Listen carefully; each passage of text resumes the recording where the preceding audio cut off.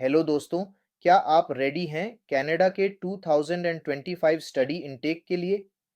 क्या आपका admission confirm हो गया है और आप कनाडा फ्लाई कर रहे हो? आज हम बात करेंगे कनाडा के job market, work permit and PR updates, admission process, scholarships, mental health in Canada और दूसरे कई टॉपिक्स के बारे में। अगर आपका गोल है स्टूडेंट वीज़ा से लेकर पीआर तक पहुंचना, तो ये वीडियो आपके लिए एक मस्ट वॉच है। सो चलिए शुरू करते हैं। Let's get started. मैं कोशिश करूंगा कि ये वीडियो ज़्यादा लेंथी ना हो, बल्कि सिंपल, क्रिस्प और ज़्यादा से ज़्यादा इंफॉर्मेटिव रहे। कृपया इस वीडियो को अंत तक वॉच कीजिए ताकि आपको सारी ज़रूरी इंफॉर्मेशन मिल सके।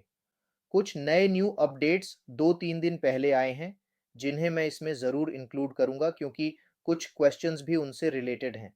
अक्सर लोग मुझसे पूछते हैं कि कनाडा में इनिशियल स्ट्रगल कितना मुश्किल है। मेरे हिसाब से ये स्ट्रगल आपकी तैयारी पर डिपेंड करता है।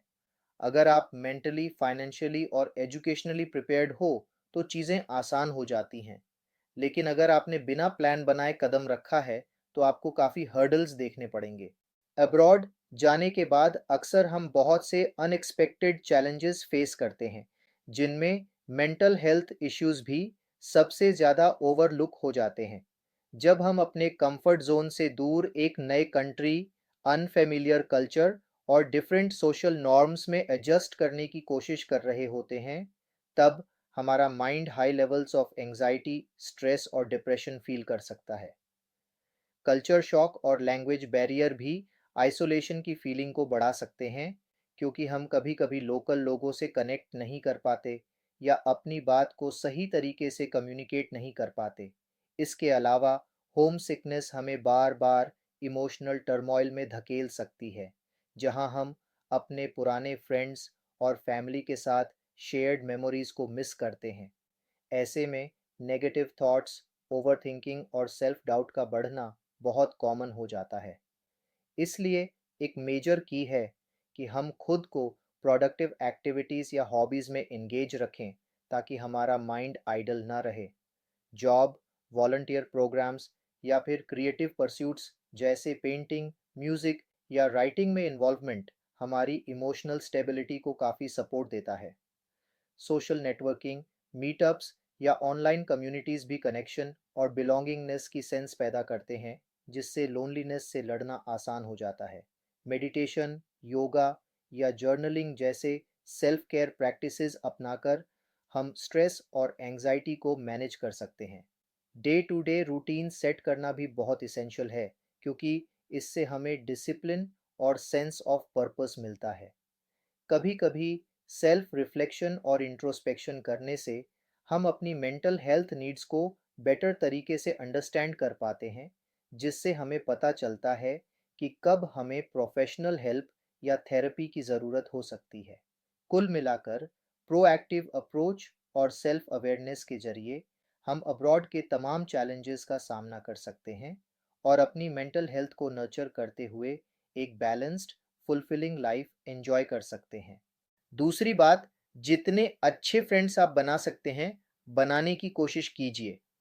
Don't try to make 20 friends या 30 फ्रेंड्स। 3-4 अच्छे दोस्त भी काफ़ी होते हैं। कभी भी आप फ्री हो तो उनको कॉल कर सकते हो, मिल सकते हो। इसके अलावा घर पर फैमिली से बात कर लो। इंटरनेट पर भी कोशिश करें कि एक्स्ट्रा फालतू कंटेंट न देखें। पहले भी मैंने बात की है कि अच्छी चीज़ें देखना आपके लिए बेनिफिशियल होगा। इस तरह आप अपनी मेंटल हेल्थ को बेहतर रख पाएंगे। हेयर लाइन को रिस्टोर करने का सबसे इम्पोर्टेंट स्टेप है अपनी डेली रूटीन में ऐसे हैबिट्स शामिल करना जो बालों की ओवरऑल हेल्थ को सपोर्ट करें।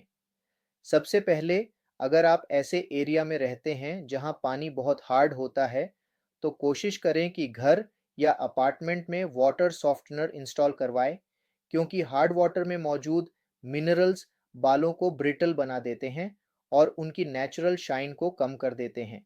इसके अलावा हेयर ऑयल का कंसिस्टेंट यूज़ भी बेहद इसेंशियल है। Coconut oil, almond oil, caster oil या इवन अमला ऑयल जैसे न्यूट्रिएंट रिच ऑयल्स स्कैल्प को डीप नरिशमेंट देते हैं और ड्राइनेस या ब्रेकेज जैसी प्रॉब्लम्स को कम कर सकते हैं। साथ ही हेल्थी डाइट पर फोकस करना बहुत ज़रूरी है। बैलेंस्ड मील्स जिसमें एडिक्वेट प्रोटीन सोर्सेज जैसे एग्स, बीन्स या lean meat, vitamins, vitamin A, vitamin E, biotin और मिनरल्स आयरन, जिंक शामिल हों, बालों की ग्रोथ में मेजर रोल प्ले करते हैं। अगर आप किसी स्पेसिफिक डेफिशिएंसी से जूझ रहे हैं, तो किसी न्यूट्रिशनिस्ट या डर्मेटोलॉजिस्ट से कंसल्ट करके पर्सनलाइज्ड सप्लीमेंट प्लान ले सकते हैं। साथ ही बालों में एक्सेसिव केमिकल्स, हीट स्टाइलिंग या टाइट हेयर स्टाइल से बचने की कोशिश करें, क्योंकि ये फैक्टर्स भी हेयर लाइन को डैमेज कर सकते हैं। स्कैल्प केयर के लिए जेंटल शैम्पू और कंडीशनर यूज़ करना, साथ ही वीक में एक बार डीप कंडीशनिंग या हेयर मास्क का इस्तेमाल करने से भी बालों को नरिशमेंट मिलता है।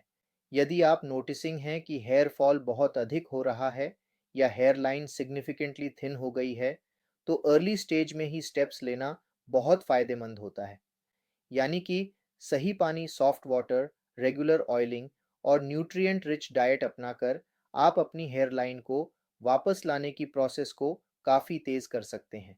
मैकेनिकल इंजीनियरिंग एक बहुत ही डाइवर्स फील्ड है, जिसमें आप कई अलग-अलग एरियाज जैसे कि लेथ, मिलिंग, डिज़ाइनिंग, मिलराइट या किसी स्पेसिफिक इंजीनियरिंग पोजीशन में स्पेशलाइज कर सकते हैं।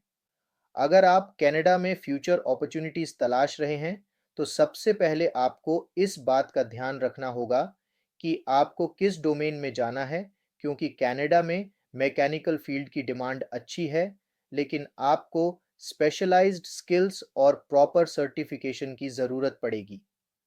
एल्बर्टा जैसे प्रोविंसेस इस फील्ड के लिए काफ़ी पॉपुलर हैं, क्योंकि वहाँ ऑयल रिफाइनरीज, माइंस और हैवी मशीनरी रिलेटेड इंडस्ट्रीज की भरमार है। इसी वजह से मैकेनिकल इंजीनियर्स को वहाँ हाई पेइंग जॉब्स मिल जाती हैं और कई लोग सीजनल वर्क का फ़ायदा उठाकर समर में गाड़ियों की रिपेयर या दूसरी मेंटेनेंस जॉब्स करते हैं और विंटर टाइम में एल्बर्टा लौटकर बड़े इंडस्ट्रियल प्रोजेक्ट्स पर काम करते हैं, जिससे वो अच्छी खासी कमाई कर पाते हैं। अगर आप कोर्सेज या स्पेशलाइजेशंस की बात करें, तो सीएनसी प्रोग्रामिंग, सीएडी, केएम डिज़ाइनिंग, रोबोटिक्स और मेकाट्रॉनिक्स जैसे एरियाज आजकल बेहद इन डिमांड हैं। इसके अलावा प्रोजेक्ट मैनेजमेंट या इंडस्ट्रियल सेफ्टी से जुड़े शॉर्ट टर्म सर्टिफिकेशंस भी आपकी एम्प्लॉयबिलिटी बढ़ा सकते हैं। परमानेंट रेजिडेंसी पीआर के लिए भी मैकेनिकल इंजीनियर्स को कई बार फास्ट ट्रैक ऑप्शंस मिल जाते हैं, खासकर अगर उनकी skill set oil and gas, mining या एडवांस्ड मैन्युफैक्चरिंग इंडस्ट्रीज से मैच करती हो। इसीलिए कनाडा में मैकेनिकल फील्ड में ग्रोथ हासिल करने के लिए आपको एक स्ट्रेटेजिक अप्रोच अपनाना होगा। पहले अपने पैशन और स्ट्रेंथ्स को पहचानें, फिर उसी हिसाब से स्पेशलाइज्ड कोर्सेज या सर्टिफिकेशंस करें और उसके बाद एल्बर्टा या दूसरे हाई डिमांड एरियाज में जॉब मार्केट रिसर्च करके अपॉर्चुनिटीज़ को एक्सप्लोर करें। इस तरह आप न सिर्फ एक बेहतर करियर पाथ बना पाएंगे, बल्कि लॉन्ग टर्म में फाइनेंशियल स्टेबिलिटी और प्रोफेशनल सेटिस्फैक्शन भी हासिल कर पाएंगे। अगर आपने मैकेनिकल फील्ड में इंटरेस्ट लिया है, तो सबसे पहला कदम यह होना चाहिए कि आप अपनी पर्सनल इंक्लिनेशन और लॉन्ग टर्म गोल्स को ध्यान में रखते हुए डिसाइड करें कि आप डिज़ाइनिंग, मैन्युफैक्चरिंग, मेंटेनेंस या रिसर्च जैसे स्पेसिफिक एरियाज में जाना चाहते हैं। ऑनलाइन रिसर्च करके पता लगाएं कि किस स्पेशलाइजेशन में फ्यूचर स्कोप ज़्यादा है, किन कंपनीज में जॉब अपॉर्चुनिटीज़ बेहतर हैं और किन रोल्स में पे स्केल अधिक लुक्रेटिव रहता है। इस तरह आपको एक क्लियर आइडिया मिलेगा कि आपके स्किल्स और स्ट्रेंथ्स किस डायरेक्शन में सबसे अच्छा मैच करते हैं। उदाहरण के तौर पर, अगर आपको क्रिएटिव डिज़ाइनिंग और प्रॉब्लम सॉल्विंग ज़्यादा पसंद है, तो सीआरडी, कायम या रोबोटिक्स जैसे फील्ड्स आपके लिए परफेक्ट हो सकते हैं। वहीं अगर आपको हैंड्स ऑन वर्क ज़्यादा पसंद है, तो मिलराइट या मेंटेनेंस इंजीनियरिंग अच्छी ऑप्शन हो सकती है। अब बात करते हैं यूनिवर्सिटी ऑफ विंडसर, जिसे लोग यू विंडसर भी कहते हैं, से ग्रेजुएशन करने के बाद पीआर, परमानेंट रेजिडेंसी के प्रॉस्पेक्ट्स की। वहाँ पर अभी भी ओआईएनपी मास्टर्स ग्रेजुएट स्ट्रीम चालू है और ये बंद नहीं हुई है, जिसकी वजह से काफ़ी स्टूडेंट्स को कैनेडियन पीआर प्रोसेस में एडवांटेज मिलता है। मैंने कुछ लोगों को देखा है जिनकी पीआर फाइल बहुत जल्दी प्रोसेस हो गई। हालांकि पीआर टाइमलाइन हर इंडिविजुअल की सिचुएशन पर डिपेंड करती है, जैसे कि आपके पास कितना कैनेडियन वर्क एक्सपीरियंस है, लैंग्वेज प्रोफिशिएंसी आईएल्ट्स या सेल पीपी कितनी अच्छी है, और आपने डॉक्यूमेंटेशन कितनी जल्दी तैयार कर लिया है।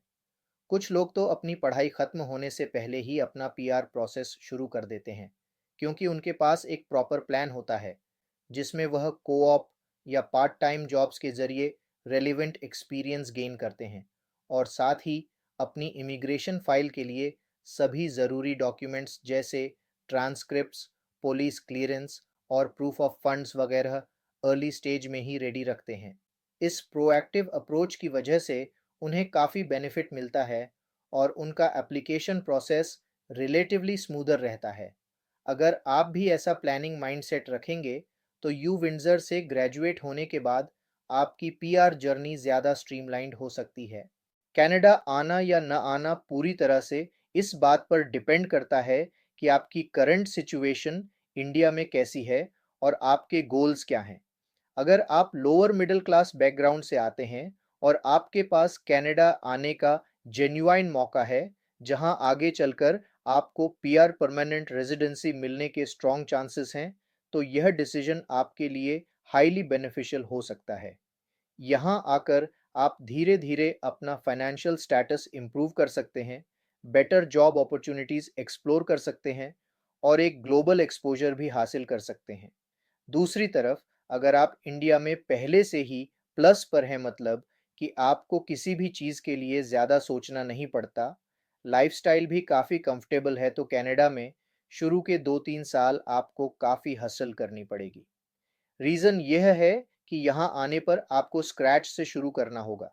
Study expenses, high cost of living, car payments और पीआर एप्लीकेशन की फ़ीस जैसी कई सारी फाइनेंशियल कमिटमेंट्स आपको मेंटली और फाइनेंशियली प्रेशराइज कर सकती हैं। खासकर यदि आप इंडिया में माइनस पर हैं, यानी कि एक ऐसी सिचुएशन में जहां रिसोर्सेज लिमिटेड हैं, तब भी आपको स्टार्टिंग में कनाडा में एक तरह से माइनस से ही शुरुआत करनी होगी। लेकिन धीरे धीरे आप ऊपर बढ़ सकते हैं और इवेंचुअली एक स्टेबल लाइफ बिल्ड कर सकते हैं। इम्पॉर्टेंट ये है कि पहले से प्लान करके आए, अपने फंड्स को मैनेज करें और एक रियलिस्टिक टाइमलाइन रखें कि कम से कम 2-3 साल तक आपको फुल हार्ड वर्क करना होगा। इसके बाद ही आप स्टेडी इनकम और बेटर फाइनेंशियल स्टेबिलिटी देख पाएंगे। इसीलिए कनाडा मूव करने से पहले सारी प्रोज एंड कॉन्स अच्छे से इवैल्यूएट कर लें।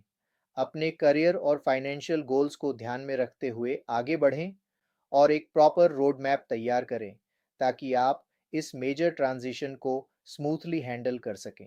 कनाडा की लेटेस्ट इमिग्रेशन पॉलिसीज को लेकर आजकल काफ़ी बज़ सुनने को मिल रहा है, और जिन 3 मेजर पॉइंट्स की सबसे ज़्यादा चर्चा हो रही है, उनमें पहला है फ्लैग पुलिंग के डिसकंटिन्यू होने की बात। फ्लैग पुलिंग वो प्रोसेस था जिसके जरिए इंटरनेशनल स्टूडेंट्स अक्सर ग्रेजुएशन के बाद सीधे बॉर्डर पर जाकर अपना वर्क परमिट हासिल कर लेते थे। इससे उन्हें ना तो लेंथी पेपर वर्क से गुजरना पड़ता था, ना ही ऑनलाइन एप्लीकेशन का वेट करना पड़ता था। खासकर यूनिवर्सिटी ऑफ विंडसर और कई दूसरी यूनिवर्सिटीज़ में ये मेथड काफ़ी पॉपुलर रहा है, क्योंकि इसमें टाइम सेविंग और कंपैरेटिवली हैसल फ्री अप्रोच था।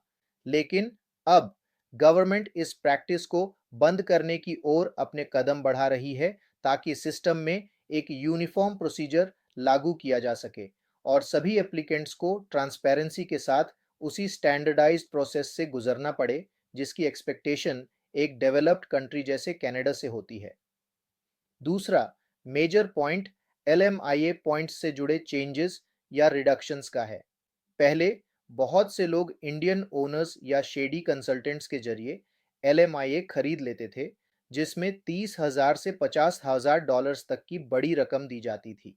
इसेंशली ये एक स्कैम था, क्योंकि कोई भी जेन्युइन जॉब नहीं होती थी और बस एम्प्लॉयर सपोर्टेड पीआर या वर्क परमिट हासिल करने के लिए इस लूपहोल का इस्तेमाल किया जाता था। अब कैनेडियन गवर्नमेंट ऐसे फ्रॉडुलेंट एक्टिविटीज़ पर सख्ती बरतने के मूड में है ताकि LMIA सिस्टम ज़्यादा फेयर बन सके और सिर्फ जेन्युइन कैंडिडेट्स और लेजिटिमेट एम्प्लॉयर्स को ही फ़ायदा मिले। यह स्टेप न सिर्फ अनएथिकल प्रैक्टिसेस को रोकने में मदद करेगा, बल्कि ओवरऑल इमिग्रेशन सिस्टम की क्रेडिबिलिटी भी बढ़ाएगा। तीसरा मेजर पॉइंट असाइलम एप्लीकेशन से जुड़ा है। असाइलम मूल रूप से उन लोगों के लिए होता है जिन्हें अपने होम कंट्री जैसे ईरान, इराक या सीरिया में अपनी लाइफ को लेकर रियल थ्रेट होता है। लेकिन कुछ इंडियन स्टूडेंट्स जिन्हें PR हासिल करने में दिक्कत आ रही होती है, बिना किसी वैलिड रीज़न के असाइलम अप्लाई कर देते हैं। यह मूव न सिर्फ उनकी इमिग्रेशन जर्नी को ज़्यादा कॉम्प्लिकेट कर देता है, बल्कि अक्सर रिजेक्शन का कारण भी बनता है, जिससे उनकी फ्यूचर PR पॉसिबिलिटीज़ भी कम हो जाती हैं। गवर्नमेंट इस सेगमेंट में भी ट्रांसपेरेंसी लाने और जेन्युइन रेफ्यूजीज़ की मदद करने पर जोर दे रही है, जिससे पूरी सिस्टम का मिसयूज़ कम किया जा सके।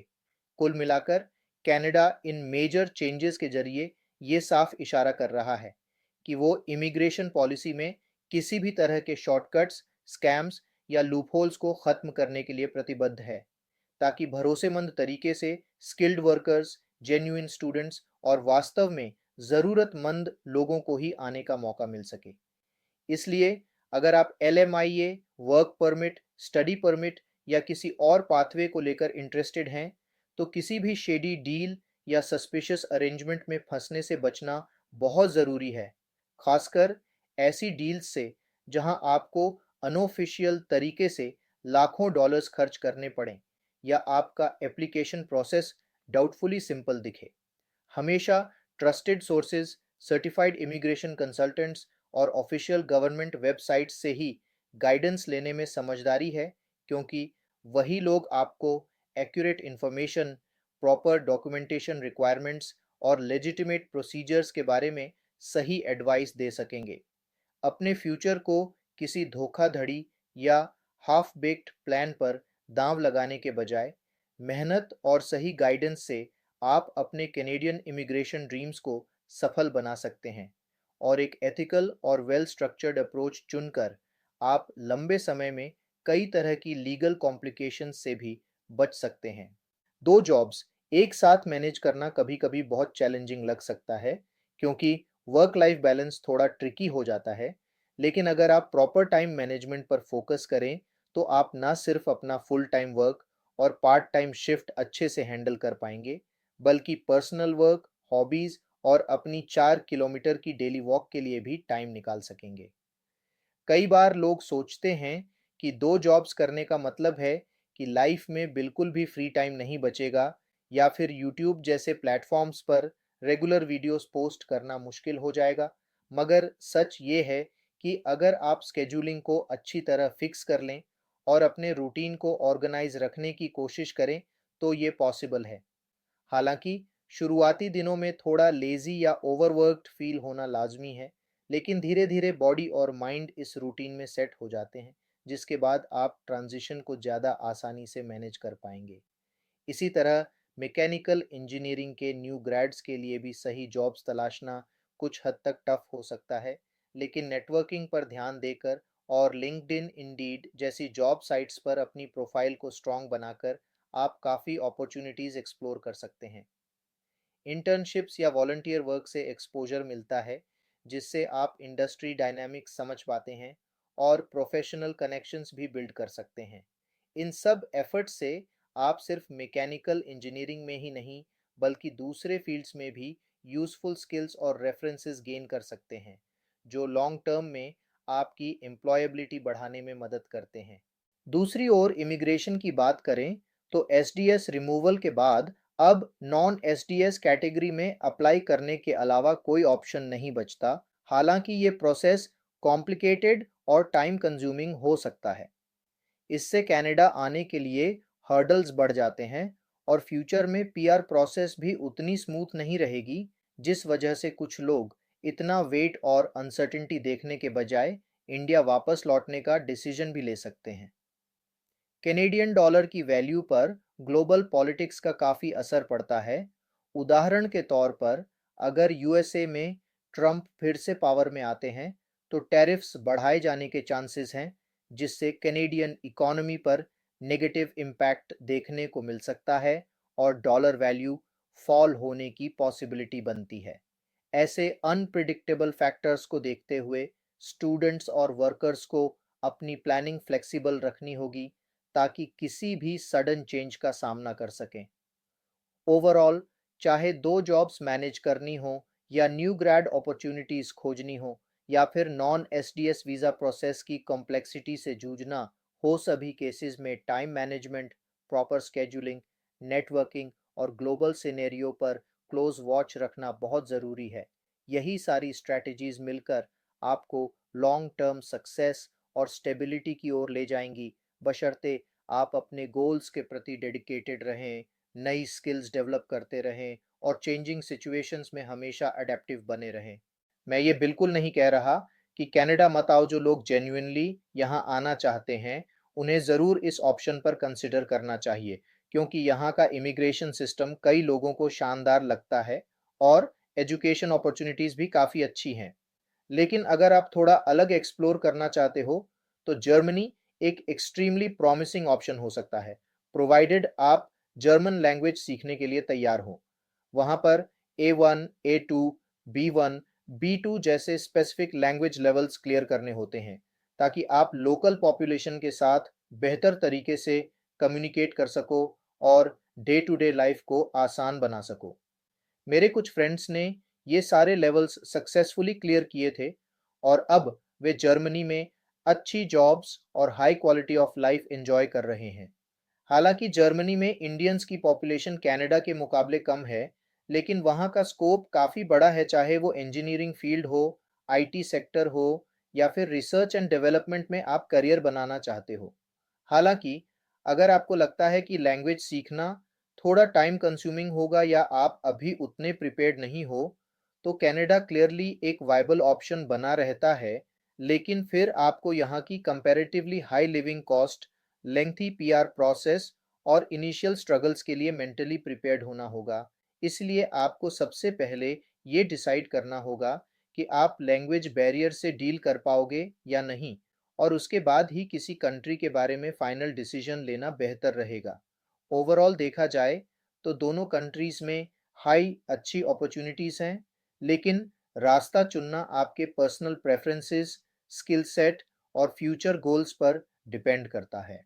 अगर आप कनाडा आने का प्लान कर रहे हैं तो सबसे पहले ये अच्छी तरह समझ लें कि सिर्फ डिप्लोमा या सर्टिफिकेट प्रोग्राम्स करके आने की बजाय कोशिश करें कि आप किसी रिनाउंड यूनिवर्सिटी या अच्छी रेप्यूटेशन वाले कॉलेज में एनरोल हों, जहां से आपको न सिर्फ बेहतर एकेडमिक एक्सपोजर मिलेगा बल्कि आपके पीआर के चांसेस भी ऑटोमेटिकली इम्प्रूव हो जाएंगे।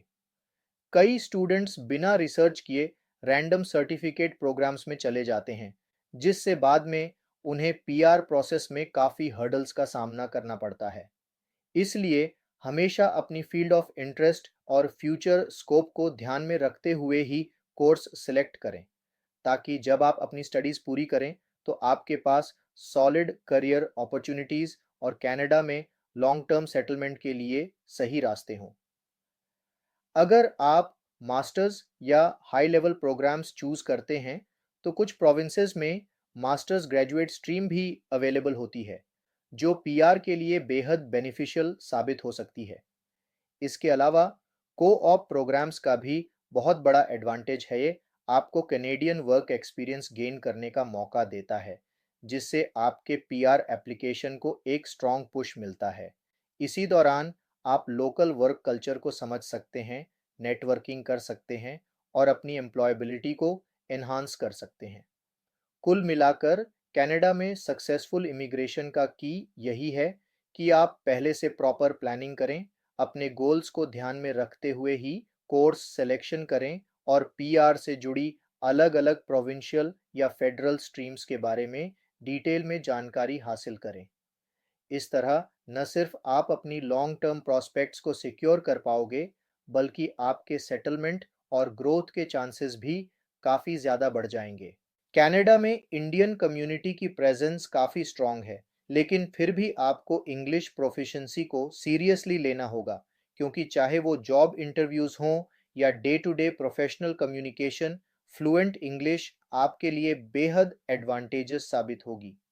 यहाँ का एनवायरनमेंट बेहद मल्टीकल्चरल है, जिसमें आपको विभिन्न कल्चर्स के साथ एडजस्ट और इंटरैक्ट करना पड़ेगा। ये कल्चरल एडेप्टेशन आगे चलकर आपकी पर्सनल और प्रोफेशनल ग्रोथ के लिए एसेंशियल है। जॉब मार्केट में कंपटीशन इनक्रेडिबली हाई है।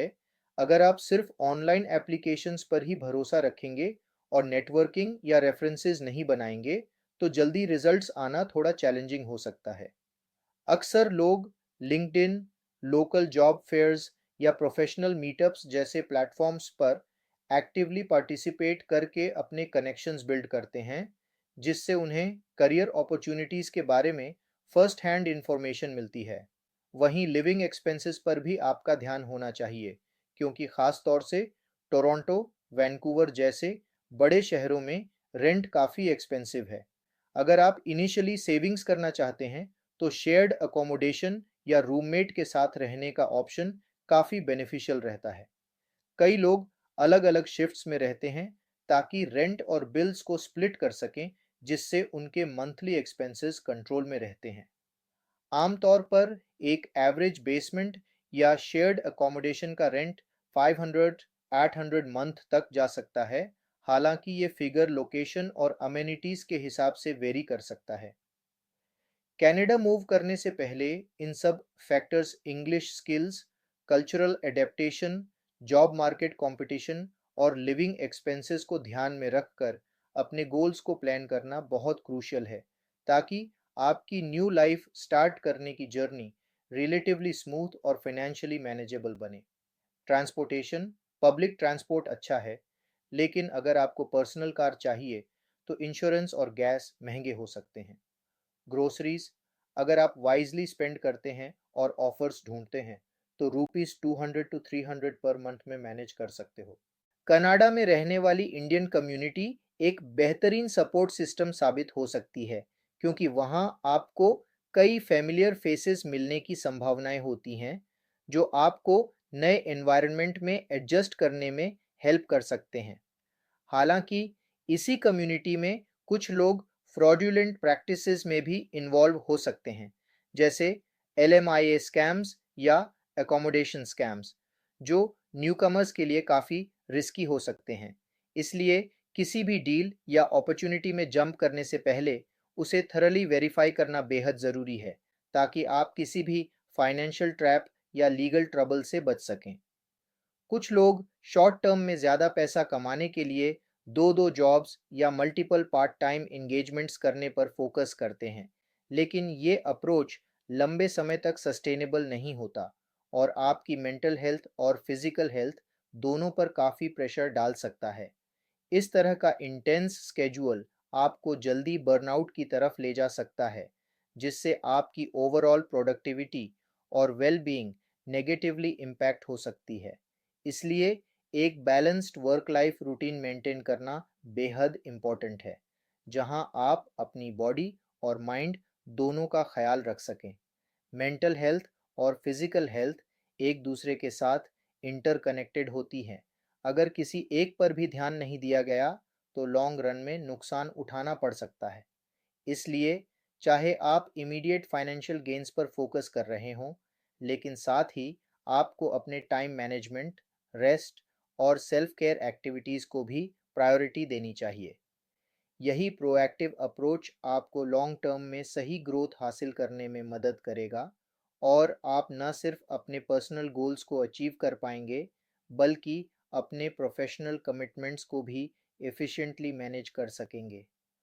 अंततः एक हेल्थी और बैलेंस्ड लाइफस्टाइल ही आपकी ट्रू सक्सेस की फाउंडेशन बनती है, क्योंकि इससे आप अपने फ्यूचर एंडेवर्स के लिए हमेशा रेडी रहेंगे और किसी भी चैलेंज का सामना कॉन्फिडेंटली कर पाएंगे।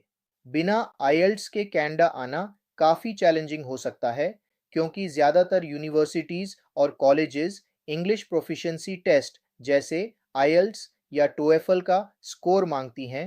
हालांकि कुछ रेयर सिनारियोज में अगर आपका मीडियम ऑफ इंस्ट्रक्शन इंग्लिश रहा हो, तो आपको किसी-किसी इंस्टीट्यूशन से वेवर मिल सकता है, लेकिन यह बेहद अनकॉमन है।